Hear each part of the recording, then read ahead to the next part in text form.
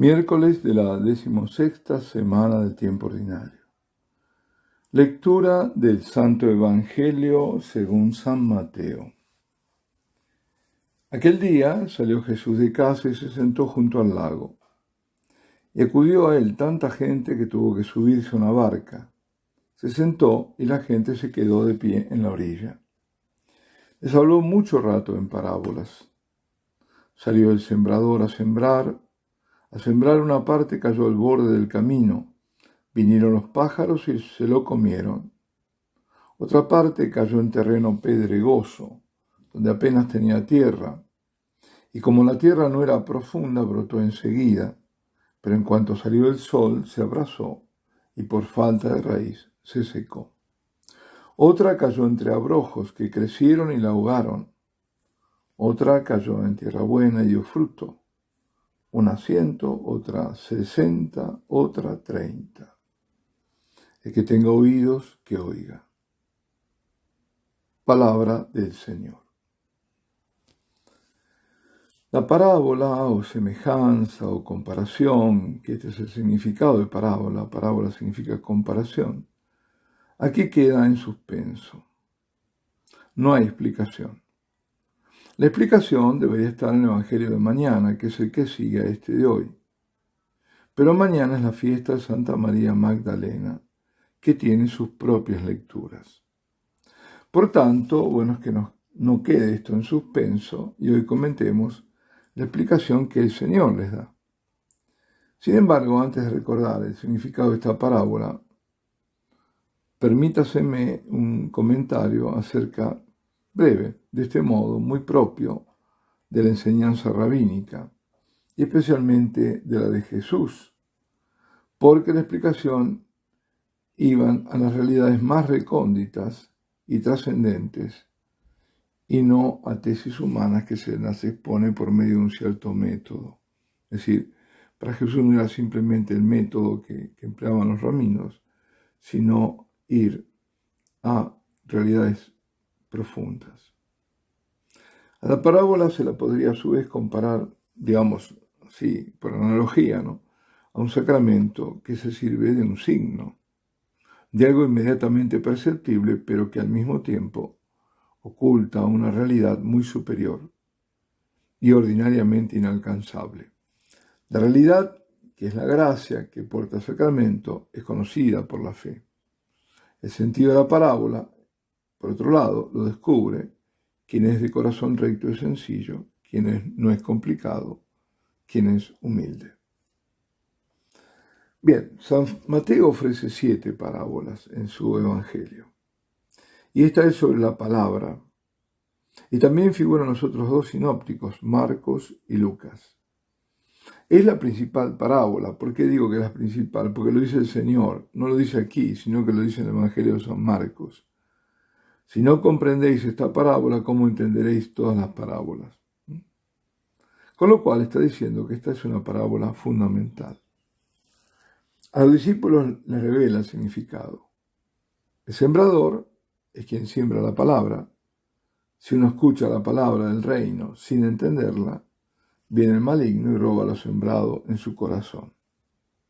Esto significa lo sembrado al borde del camino, la semilla llevada por los pájaros. Lo sembrado en terreno pedregoso, la semilla, o sea, la palabra que brota y luego la seca el sol.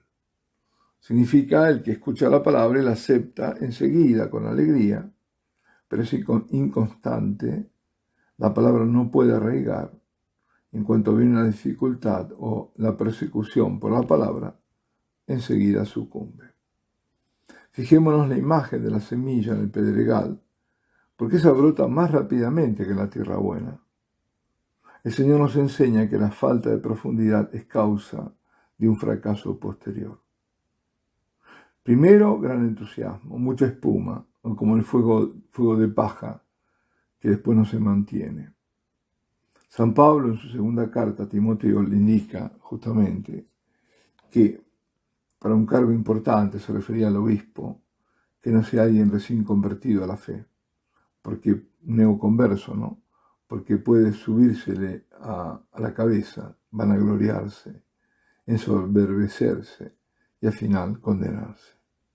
Por eso, debemos desconfiar de los primeros entusiasmos, tanto nosotros como los demás. Ser prudentes. Lo sembrado entre abrojos significa el que escucha la palabra, pero los afanes de la vida y la seducción de las riquezas ahogan la palabra y se queda estéril. Lo sembrado en tierra buena, significa el que escucha la palabra y la entiende, y ese da fruto y produce 100, 60 o 30 por uno. Cada uno según su capacidad. El buen terreno es el corazón, sin doblez, íntegro, humilde. Precisamente la palabra humilde, el término humilde, viene de humus, tierra, el que sabe inclinarse ante Dios y reconoce de dónde viene y no se engría. En sustancia está diciéndole el Señor que la palabra de Dios es siempre eficaz, pero para volverse verdaderamente fecunda es necesaria, es decir, tiene la capacidad de la eficacia, pero para volverse verdaderamente fecunda es necesaria la participación de quien la recibe. O sea, la palabra no hace por sí misma, sin yo no pongo lo mío. O sea, la apertura, la perseverancia de la acogida de esa palabra. En estos días, además, ahora, el otro tema es que la primera lectura corresponde al libro del Éxodo, a la huida de Egipto, del pueblo de Israel, conducido por Moisés. El texto de hoy es el de la primera vez que los israelitas ven en el desierto por la mañana una capa de rocío alrededor del campamento. Cuando se evapora la capa de rocío, aparece en la superficie del desierto un polvo fino, como escamas, dice, parecido a la escarcha sobre la tierra. Al verlo se dijeron, ¿qué es esto? En hebreo, manú, que luego se transformó en el vocablo maná para nosotros. Manú, ¿qué es esto? Se preguntaban qué era aquello tan extraño que no conocían. Y Moisés les respondió, es el pan que Yahvé os da de comer, es vuestro alimento. Por supuesto, los racionalistas, siempre alérgicos a los milagros, han tratado de explicarlo como un fenómeno natural, pero han fracasado porque no hay ninguno. Si hay alguno, jamás podría ser tanto la cantidad como para quitar el hambre a todo un pueblo, ¿no? En realidad se trató de un manjar milagroso de índole sobrenatural.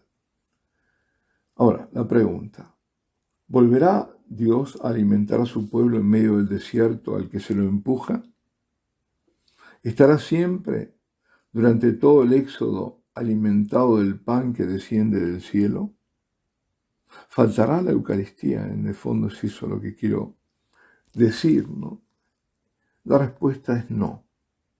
Si faltara la Eucaristía sería la muerte de la Iglesia, y la Iglesia no muere.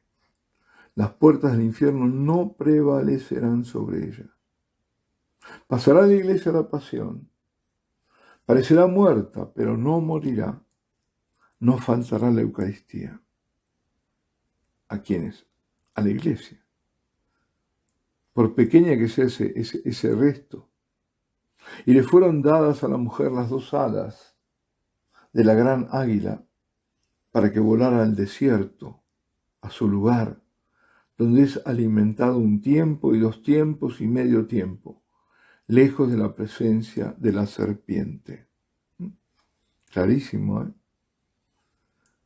La mujer en este caso no es la Santísima Virgen, sino la Iglesia, alimentada lejos de la presencia de la serpiente. Apocalipsis 12, 14. Bueno, después de todo esto, ¿qué decir? Simplemente renovemos nuestra consagración al corazón inmaculado de María para mantener siempre a la serpiente lejos. Caminemos bajo su mirada, la mirada de la Virgen. Acojamos la palabra y vivámosla. Que se vuelva esta palabra fecunda en nosotros y queridos amigos, confiemos. Confiemos en el poder de Dios y en su misericordia. Alabado sea Jesucristo, y la bendición de Dios Todopoderoso, Padre, Hijo y Espíritu Santo, descienda sobre vosotros y permanezca para siempre.